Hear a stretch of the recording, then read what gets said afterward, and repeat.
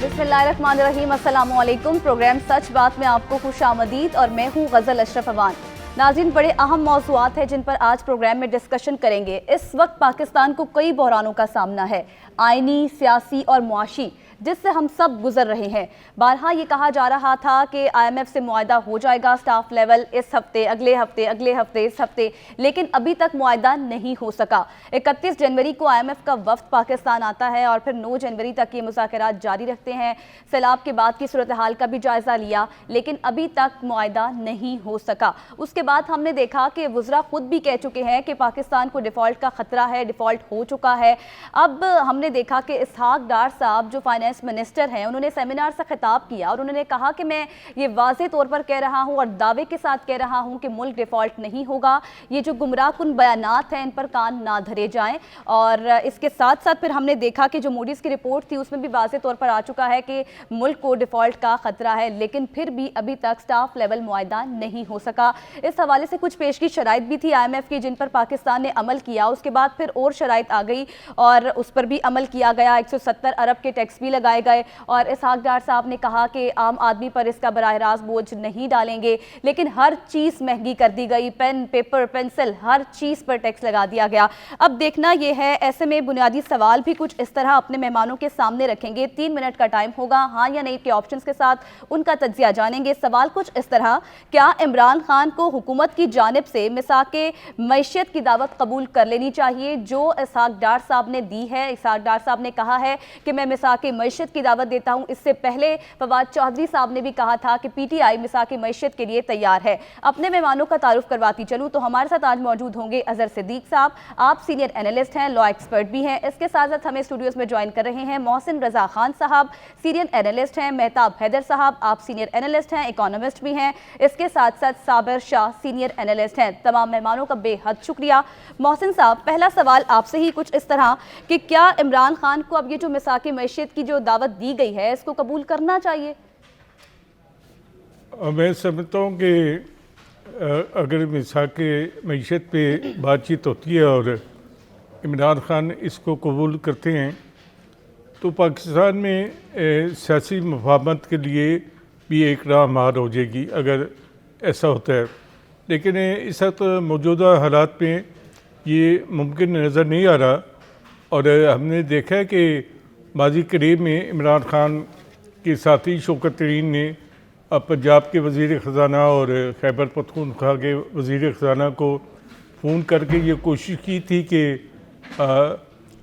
सूबाई हुकूमतें IMF की शराइत मानने से इनकार करते हैं ताकि ये कोई मुआहदा ना हो सके। और अभी भी IMF के जो ख़दशात हैं और जो उसकी तवक्कुआत है उसका ये है कि एक ऐसी हुकूमत गारंटी दे कि आने वाली हुकूमत भी इन शराइत पे अमल करेगी और इस मायदे पे अमल करेगी।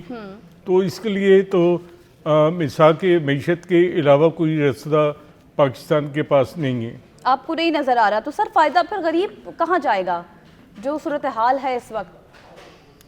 तो गरीब का जब सोचेंगे तो फिर उस पर भी बात होगी।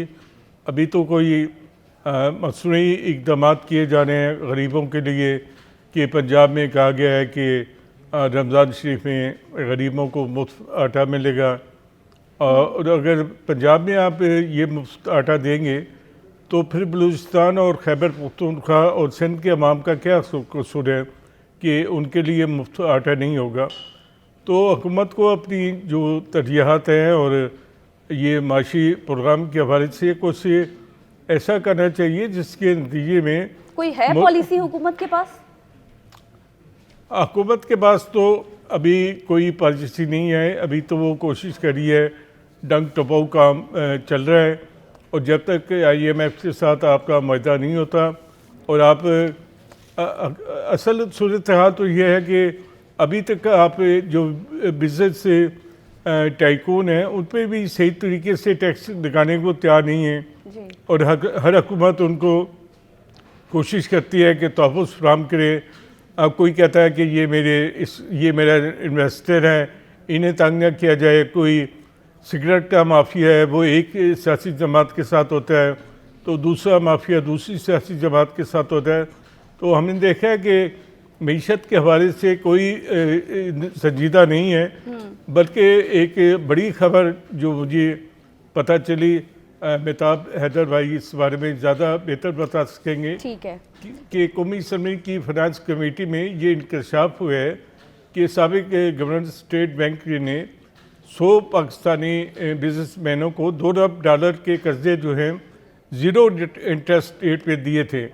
तो जिस मुल्क में यह हाल हो कि आप सोते गरीबों का है लेकिन फ़ायदा अमीरों को पहुँचाते हैं, तो उसमें क्या गरीब आवाम करेगी। ठीक है आपका पॉइंट आ गया। मेहताब हैदर साहब, आप कहिएगा। अब फिर से एक बार कहा जा रहा है, फिर से दावे किए जा रहे हैं कि मुआहदा होगा, पहले भी किए जा रहे थे, और इस हवाले से जो IMF की नुमाइंदा थी उन्होंने कहा था कि जो बाहर ममालिक से जो फंडिंग आनी है उसकी तस्दीक चाहिए, तो हो रही है तस्दीक, हो जाएगा मुआहदा?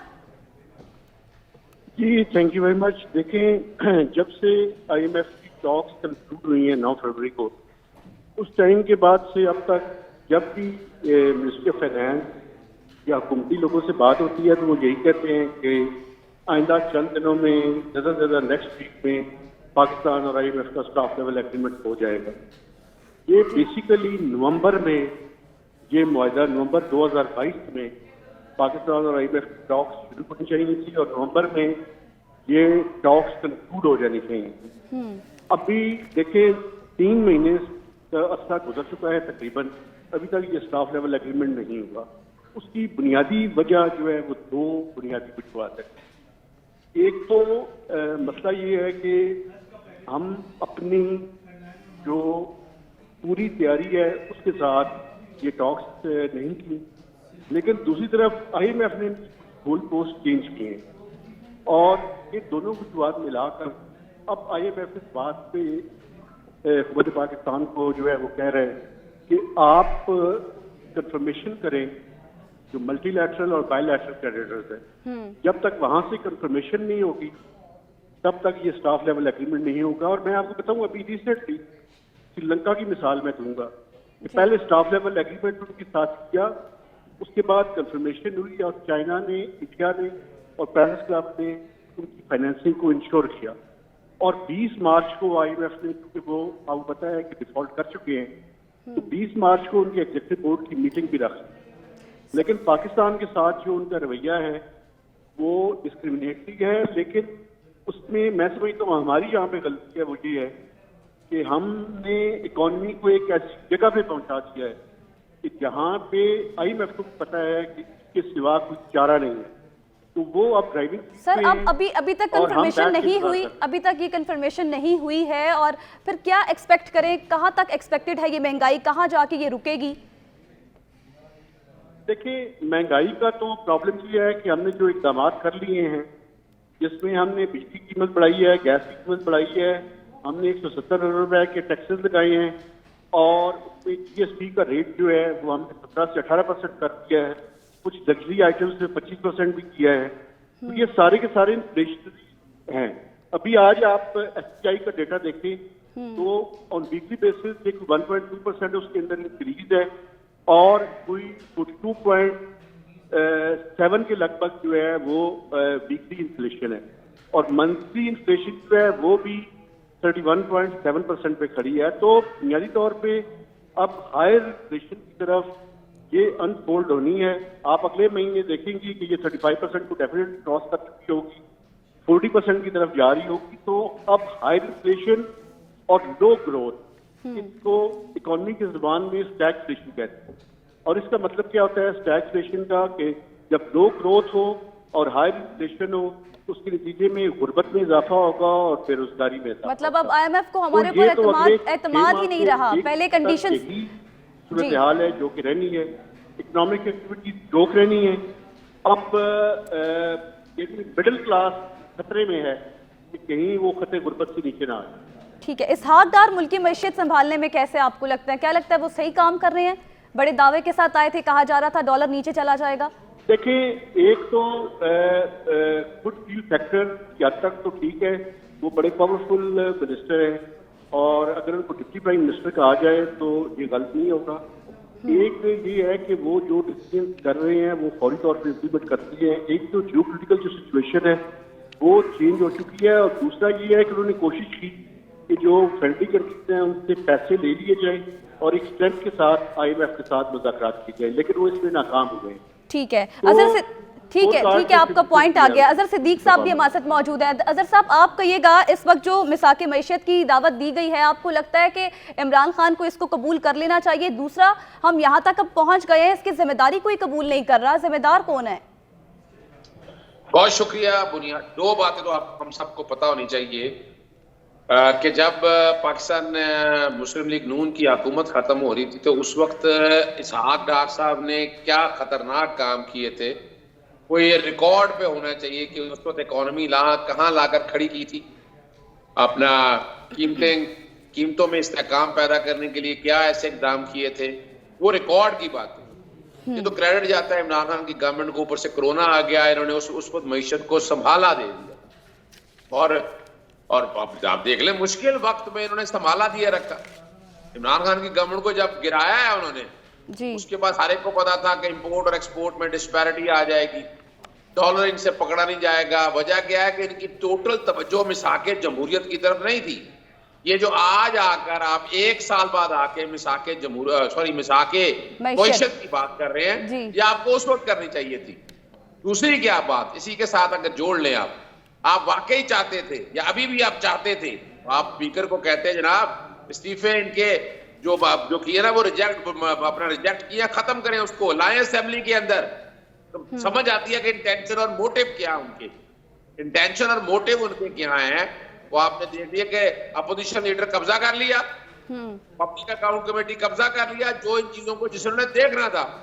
और जानबूझ के अब पाकिस्तान तहरीक साहब ने पिछले 2-2.5 महीनों से आपके सामने बात है कि वो कह रहे हैं हम असेंबली में आना चाहते हैं, बैठना चाहते हैं, और जिस तेजी के साथ वो इस्तीफे मंजूर किए, फिर ज़िमनी इलेक्शन में चले गए, वो ज़िमनी हाई कोर्ट में मामला आया, हाई कोर्ट ने सस्पेंड किया, ये सारा कुछ सब रिकॉर्ड पे देख चुकी। लेकिन अभी तक जो तरीकाकार रखा गया है ना उन्होंने, मैं नहीं समझता कि उनकी नीयत है मिसाकी मईशत के हवाले से काम ये करना था। मौजूदा हुकूमत ने कोई एक स्टेप लिया हो, मिसाल के तौर पर IMF से जो बातें हो रही हो, पार्लियामेंट में बैठ के चलें, यही पार्लियामेंट में जो वन साइडेड पार्लियामेंट बैठी है उसके सामने लेकर आए, किसी को पता ही नहीं।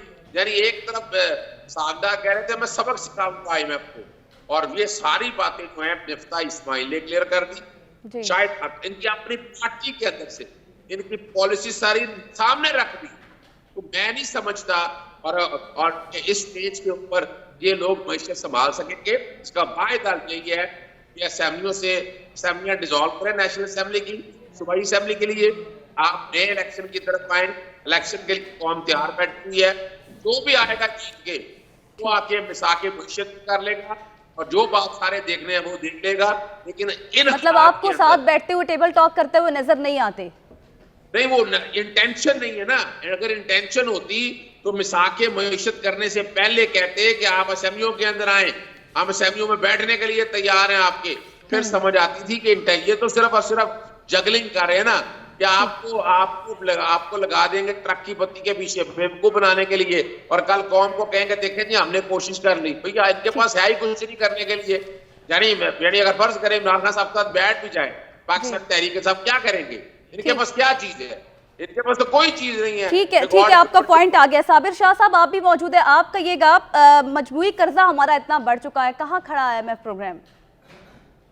देखिए बात ये है, पहले तो आप ज़हन में रखिए कि Ishaq Dar is an accountant, he is not an economist. Similarly Shaukat Tarin was a banker, he was never an economist. अब सवाल ये है कि अगर हम इकोनॉमिस्ट को लें तो क्या होगा? माजी में इकोनॉमिस्ट आए, नॉन डिलीवर्ड।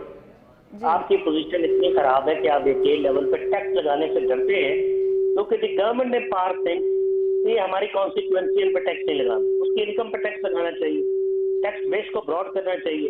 अब जो बड़े टैक्स इवेडर है वो कौन है? ये वो है जो सबसे ज्यादा टैक्स भी वही देते हैं, ये इंडस्ट्रियलिस्ट है। आपका तो बहुत बड़ा है ना कि हमें जहां टैक्स लगाना चाहिए वहां टैक्स लगाते नहीं है। पिछले कई सालों से, हमने 20 सालों से इसी चक्रों में थे कि जिन चीजों पर टैक्स लगना चाहिए वहां टैक्स लगता नहीं है। जी मैं वही अर्ज कर रहा हूँ, इनके वेस्टेड इंटरेस्ट है, none is interested. Why would Imran go for this agreement with the government? भाई वो तो इनका फायदा कर देंगे, और ये उनके बंदों को मार रहे हैं। जी। तो या तो केस वापस लें if that is a feasible option.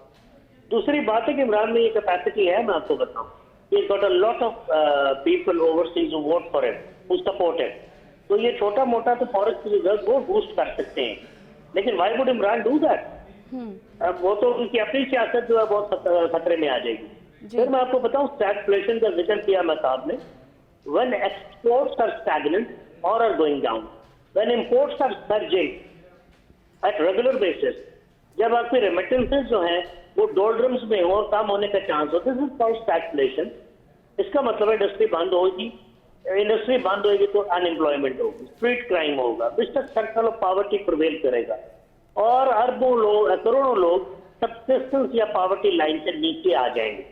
ये पोजीशन आपकी इस पर कि आपकी मिडिल क्लास तकरीबन वाइप आउट होने वाली है।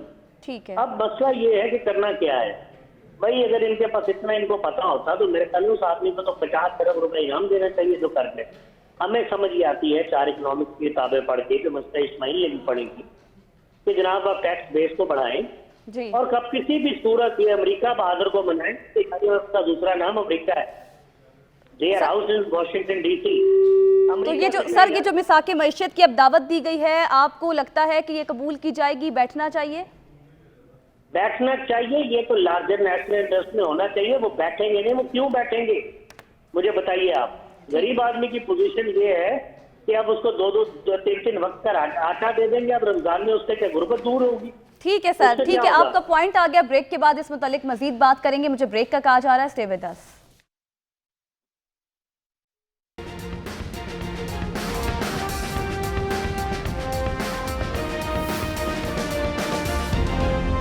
Welcome back after the break. और इससे पहले हम बात कर रहे थे मैशियत के हवाले से, और अब हम बात करेंगे पनामा केस में जब नाअहल हुए नवाज शरीफ साहब। 21-22 अक्टूबर की दरमियानी शब नवाज शरीफ की तबीयत ख़राब हुई। 26 अक्टूबर को अल-अजीज़िया रेफरेंस में ज़मानत मंजूर हुई। हार्ट अटैक भी हुआ जिसकी तस्दीक यास्मिन राशिद साहिबा ने भी की। 29 अक्टूबर को 2 माह के लिए सज़ा मुअत्तल हुई। 8 नवंबर शहबाज शरीफ ने वजारत दाखिला को नवाज शरीफ का नाम ECL से निकालने की दरख्वास्त की। 12 नवंबर वफाकी काबीना ने नवाज शरीफ को बाहर जाने की मशरूत इजाज़त दे दी। 16 नवंबर को लाहौर हाई कोर्ट ने बैरून मुल्क जाने की इजाज़त दे दी। 19 नवंबर को इलाज के लिए वो लंदन रवाना हो गए और 4 हफ्तों में वापस आने का कहा गया, और वो दिन आज दिन अभी तक नवाज शरीफ वापस नहीं आए। बुनियादी सवाल भी कुछ इस तरह रखेंगे अपने मेहमानों के सामने। साबिर शाह साहब, पहला सवाल आपसे कुछ इस तरह ही कि क्या इलेक्शन से पहले नवाज शरीफ साहब वापस आ जाएंगे? देखिए, मेरे ख्याल में जब तक इमरान खान गिरफ्तार नहीं होते नवाज शरीफ वापस नहीं आएंगे। और दूसरा आपको बात मैं बताऊं, मेरी आवाज आ रही है आपको? जी जी आ रही है। इमरान खान गिरफ्तार हो जाए, डिस्क्वालीफाई हो जाए, जेल में चले, इलेक्शन अगर होगा वो जीत जाएंगे, सीधी की बात। तो इसलिए मुझे इलेक्शन होता नजर नहीं आता, चाहे बदल तुम्हारी बहाना लगा लिया जाए, चाहे कहीं सिक्योरिटी सिचुएशन ठीक नहीं, चाहे जुडिशरी जो है वो जुडिशियल ऑफिसर्स में दे, रिटर्निंग ऑफिसर वगैरह, या फाइनेंस मिनिस्ट्री फंड रिलीज में दे, because if election held Imran is going to win. और आज 10,000 वोटों की धांधली भी जो है वोटर्स टर्नआउट से वो पूरा कर सकती है। So I don't think Nawaz Sharif can compete here with Imran right now, given the popularity levels of Imran. Sir, आपकी आवाज़ में बहुत डिस्टॉर्शन है, आपकी थोड़ी आवाज़ की समझ नहीं आ रही। मैं आपके पास फिर आऊँगी। मोहसिन रज़ा खान साहब, आप कहिएगा, जैसे कि अब ये सारा मैंने आपको बताया कि किस तरह वो बाहर गए, ज़मानतें मंजूर हुई, नाम ECL से निकला। आपको लगता है कि अब इलेक्शन होने जा रहा है 30 अप्रैल को पंजाब में, नवाज शरीफ की ज़रूरत है पार्टी को, वो आ जाएंगे वापस?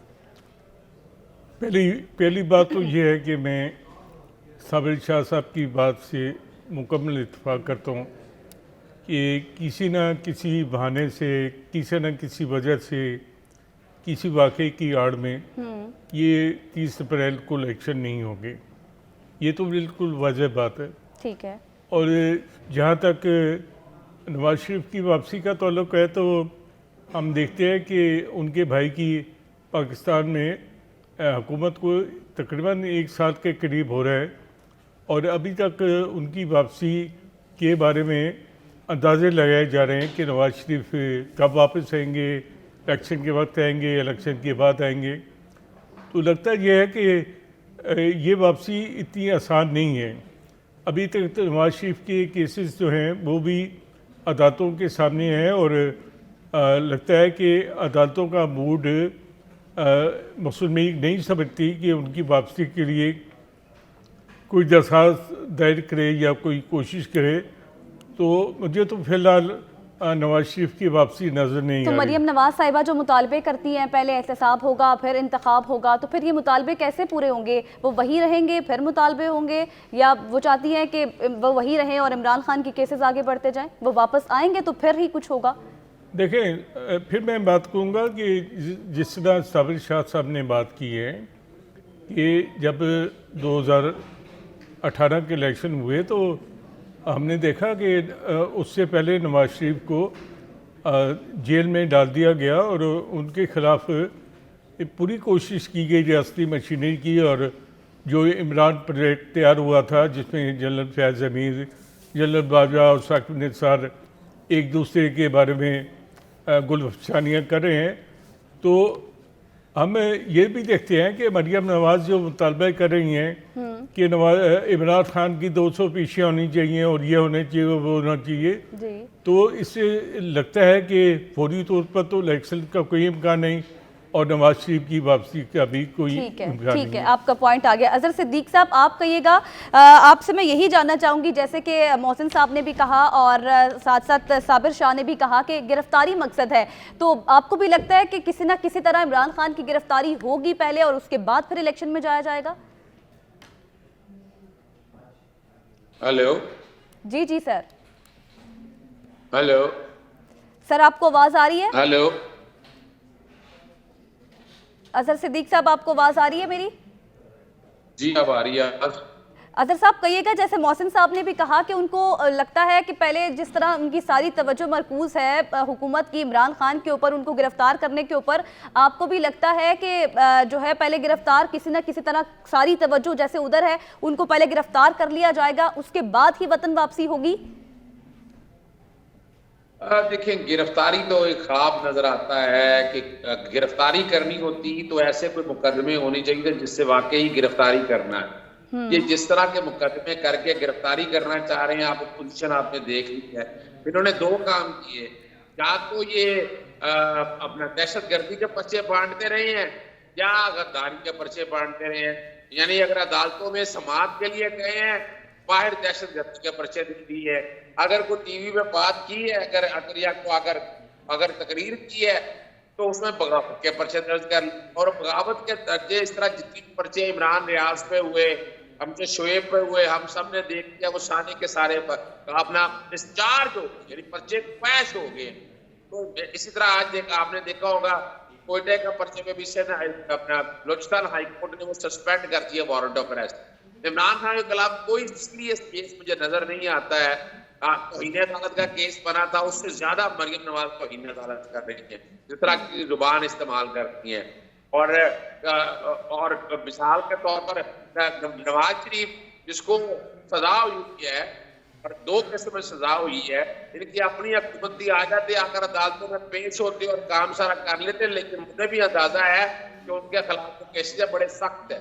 इमरान के खिलाफ एक तोशा खाना का इस्तिगासा है, उसमें भी मैं देख रहा हूँ। मुझे देखें, जहां तक नाहल करने की बात है, वो लाहौर हाईकोर्ट का एक फैसला आ गया है सेक्शन 137, मैं उसमें भी कोई नाअहली नहीं देख रहा। नाअहली हो गई है, लेकिन नाअहली कल अदब हो जाएगी। ठीक है, आपका पॉइंट आ गया। मुझे ब्रेक का कहा जा रहा है, ब्रेक के बाद फिर बात करेंगे इस मुतालिक, साथ रहिएगा।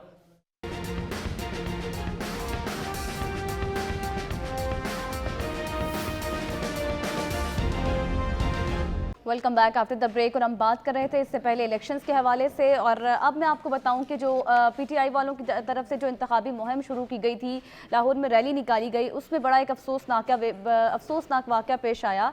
अली बिलाल बड़े जुनूनी कारकुन थे पीटीआई के, वो उसमें जो है वो शहीद हो गए थे। उस हवाले से हमने देखा कि अक़वाम मुत्तहिदा के सेक्रेटरी जनरल की नायब तर्जुमान लाहौर में पीटीआई कारकुन की हलाकत के हवाले से उन्होंने तहकीकात का मुतालबा भी कर दिया है, और साथ ही साथ जो है वो अमेरिका ने भी इस हवाले से इजहार ताज़ियत किया है।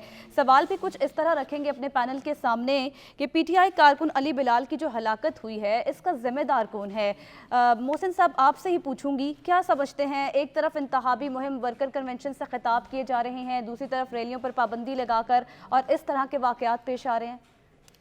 तो ये बड़ा अफसोसनाक वाक़या है, और इसकी अदालती की सतह पे तहकीकात हों और जो ज़िम्मेदार हैं उन्हें कड़ी से कड़ी सज़ा दी जाए।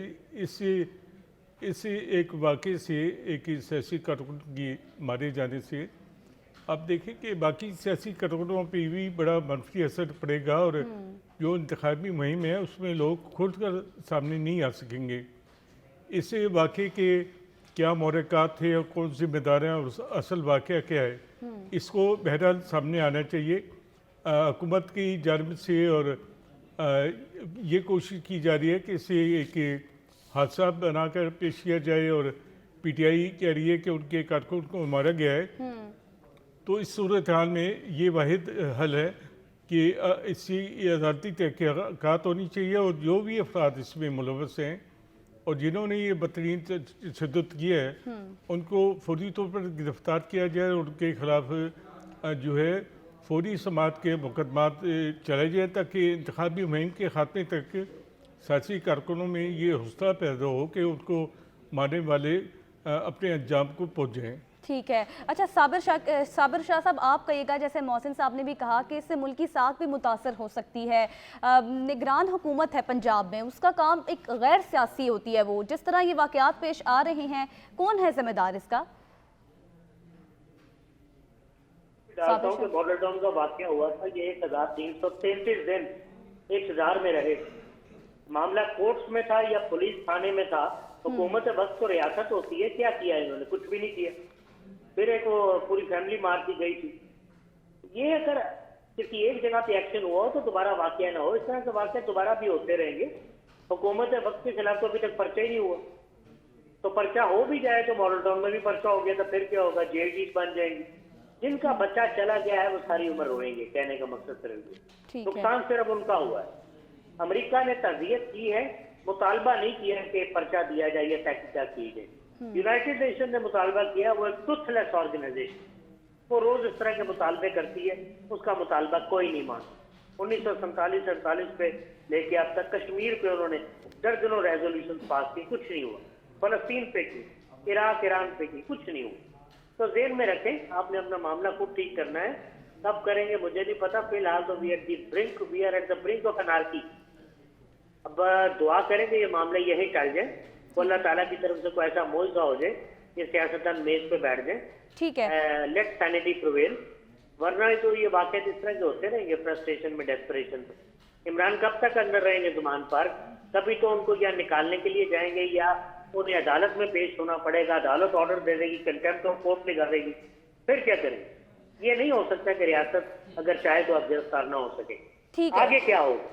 ठीक है, आपका पॉइंट आ गया। सर, मैं एक सवाल आपसे पूछना चाहूंगी। इससे पहले जब हम इलेक्शंस के हवाले से बात कर रहे थे, आपकी आवाज में थोड़ी डिस्टॉर्शन थी। आपसे मैं ये जानना चाहूंगी, नून लीग को इस वक्त इलेक्शन सूट करता है? नहीं जी, नहीं, बिल्कुल नहीं करता। इस वक्त सिवाय इमरान खान के इलेक्शन किसी को सूट नहीं करता। ठीक है, इसीलिए होने के चांसेस जो है वो फिलहाल 0 है, तो इमरान तो जीत जाएंगे। ठीक है सर, आपका पॉइंट आ गया। अजहर सिद्दीक साहब, चूंकि आप लॉयर भी हैं, तो आपसे मैं ये जानना चाहूंगी, जो अली बिलाल की शहीद का जो वाक़या पेश आया है, उनकी वालिद की मुद्दत में मुकदमा दर्ज नहीं किया जा रहा, क्या वजूहात है इसके पीछे? पुलिस ने खुद ही मुकदमा दर्ज कर लिया। अजहर सिद्दीक साहब। अच्छा देखिए ना, एक बात तो बड़ी वाज़ेह तौर पर मैं आपको लेटेस्ट खबर दे देता हूँ कि मामला तय हो गए हैं और जिले शाह के वालिद कह सकते हैं आप, या उनके दामाद कह सकते हैं आप, उनके वालिद साहब रात से आगे पीछे थे और वालिद साहब ने अब लेटेस्ट आकर यही बयान देना है कि मैंने किसी के खिलाफ कोई मुकदमा दर्ज नहीं करना, कोई हुकूमत इन्वॉल्व नहीं है। और अब सच सामने रखकर आपको अंदाजा हो सकता है क्या है, क्योंकि पर्चा दर्ज हो चुका हुआ है। अब वाले साहब के बयान की अहमियत इतनी नहीं, पोस्टमार्टम की रिपोर्ट आ चुकी हुई है, अब एक इंक्वायरी और इन्वेस्टिगेशन होनी था। इंडिपेंडेंटली अगर देखा जाए तो इसमें वो लोग तो होंगे, निगरान हुकूमत बुरी तरह से इन्वॉल्व है सारे मामले के अंदर। निगरान हुकूमत का काम तो ये नहीं था कि वो आके ज़मान पाक को रेड करती, किस कैपेसिटी में रेड किया उन्होंने। यानी यहाँ अगर देखें तो इसमें एक बात बड़ी वाज़ेह हो गई है कि बराह रास्त इसमें निगरान हुकूमत इन्वॉल्व है और 13 सियासी जमातें इन्वॉल्व है, वरना 13 सियासी जमातें ऐसा काम ना होने देती। निगरान हुकूमत इन्वॉल्व नजर आती है आपको, आपका पॉइंट आ गया। बहुत शुक्रिया तमाम पैनल का, हमारे साथ मौजूद थे, अपनी उन्होंने राय दी। पोलिंग आज हमने कुछ इस तरह क्रिएट की थी सोशल मीडिया पर। पहला सवाल था, क्या इमरान खान को हुकूमत की जानिब से मिसाके मैशत की दावत को कबूल करना चाहिए, जिसका हाँ में 24% जवाब आया, जबकि नहीं में 76% जवाब आया है। इसके साथ साथ ही हमने दूसरा सवाल कुछ इस तरह क्रिएट किया कि क्या नवाज शरीफ इलेक्शन से कबल वतन वापस आएंगे, जिसका हाँ में 19% जवाब आया, जबकि नहीं में 81% जवाब आया है। इसके साथ साथ हमारा तीसरा सवाल पोलिंग का कुछ इस तरह था कि क्या पीटीआई कारकुन अली बिलाल की हलाकत की जिम्मेदार पंजाब हुकूमत है, जिसका हाँ में जवाब 78%, जबकि नहीं में 22% जवाब आया है। और हमारे तज्जियाकारों की राय भी आपने जानी। इसी के साथ प्रोग्राम का वक्त खत्म हुआ। कल फिर अगले हफ्ते फिर हाजिर होंगे। अल्लाह हाफिज।